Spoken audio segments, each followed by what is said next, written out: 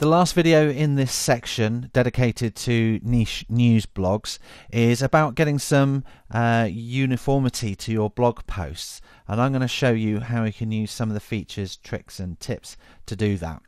So I'm going to minimize that and get rid of that. I'm going to go and create a new post. And now they say when you're creating a headline, the purpose of the headline is to get you to read the next line. And then the next line is to get you to read the third line. The third line is to get you to read the fourth line. So your headline has always got to be catchy. So you've got to have a title which is going to sort of really stop your visitors in their tracks. There's a lot of noise out there on the internet.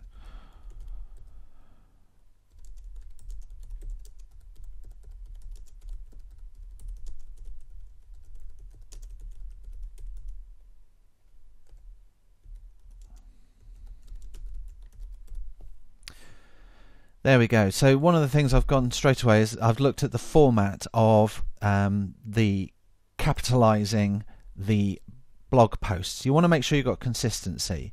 So it's an easy mistake to make. Lots of people do it, but I want to go in. If I'm going to use a capital letter for the beginning of each word, then I have to do it all the way through. If I'm not going to do it, then I should not do it. I should never mix between the two. So we can preview that. And you can see it stands out on the page, doesn't it, the headline. People are only going to scan through the headlines on your page, so you want to be able to make sure that they're jumpy enough for people to then read the rest of the text. So the format I like to go with is to always have an image installed in the top left hand side of the blog post. For example, I've got an image prepared here about the Blogger landing page. Wait for that to upload. Add selected, and then I can put that over on the left hand side, and it is linked at the moment, but I'm going to unlink that. Cancel. So we can preview the site, and we've got the headline and we've got the landing page image to the left hand side. So I'm going to have some information now that just goes blah blah blah. Let's see. I have some image and writing. Just bear with me whilst we just get through this section.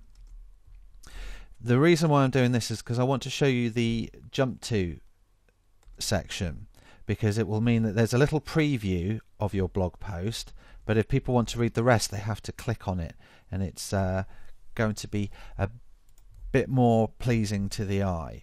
So I'm going to select all of that and justify.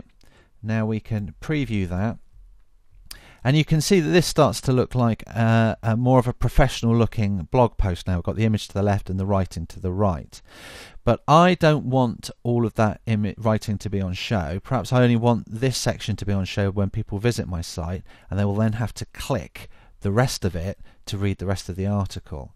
And I'll show you how to do that. What we can do here at that relevant section is to go up to the blog editor and click the jump break icon, and we can click that.